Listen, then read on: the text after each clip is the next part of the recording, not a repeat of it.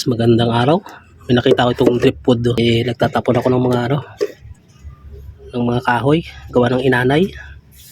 Ito tanda ko to, ginawa ko to nung ano pa to pandemic, walang magawa. May nagputol ng langka diyan. So ginawa ko tong upuan. Yan. Tambakan ng natambakan. Inanay. Pero tigas ng langka, guys. Oh, mga daan ng anay Inayawan siya ng anay, sobrang tigas.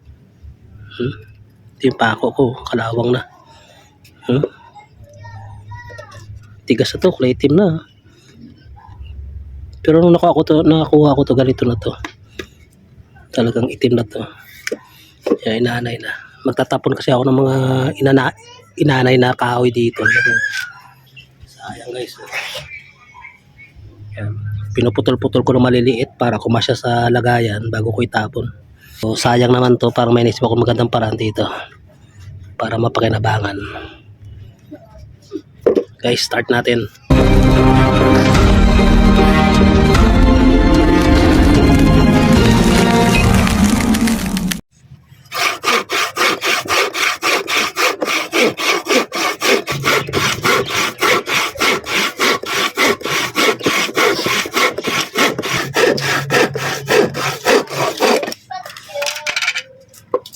Ganda ng kulay, guys, pulang-pula. Kaya isa sa maganda rin gawing puluhan ng puluhan ng itak yung puno ng langka. Isa't matanda na.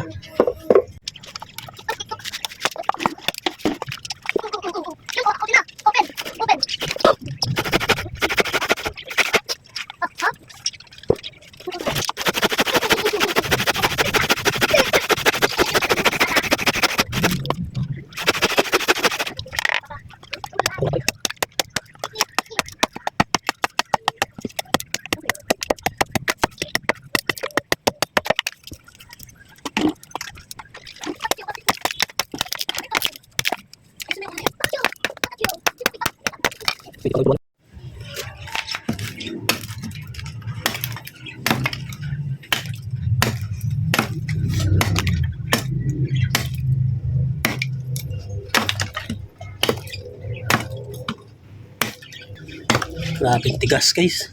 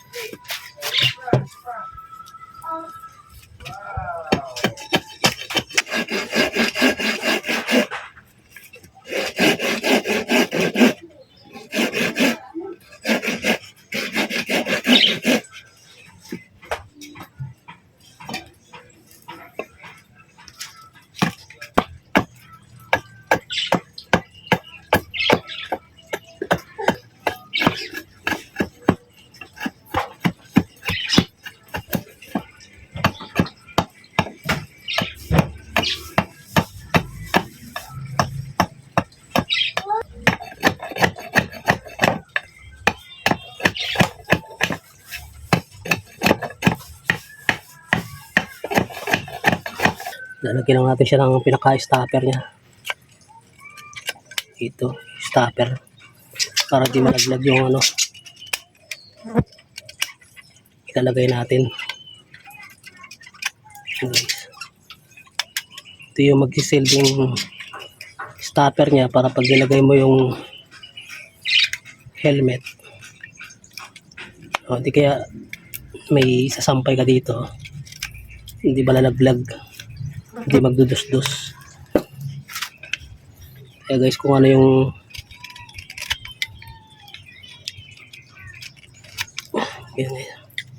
kailangan may idea ka lang talaga sa mga paggawa ng mga driftwoods. Akala mo ipatapon na, pakinabangan pa. Yan. Medyo malaki to, guys, para siguradong salong-salo yung ating ilalagay. Di basta-basta malaglag. Guys, Kinaskas ko lang yung pinagdaanan ng anay. Tigas na. Tapos na natin yung yung ating helmet holder. So, kakabit na natin. Yan guys. From Driftwood. At least napakinabangan.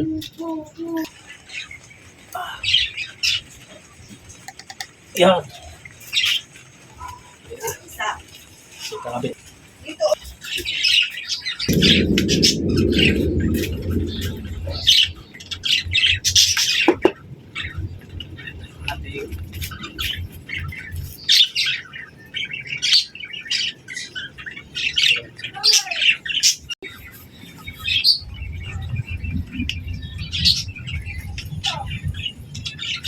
Guys, dito na nagtatapos yung aking arts. Yan, from Driftwood to helmet holder. At least napakinabangan kasi bala ko nang itapon. Kaya napakinabangan. So guys, maraming salamat. Dito nagtatapos yung aking content ngayon. Kung nagustuhan mo guys, please pa-like. Okay guys, pa-subscribe na rin po. Ako po yung lubos na nagpapasalamat.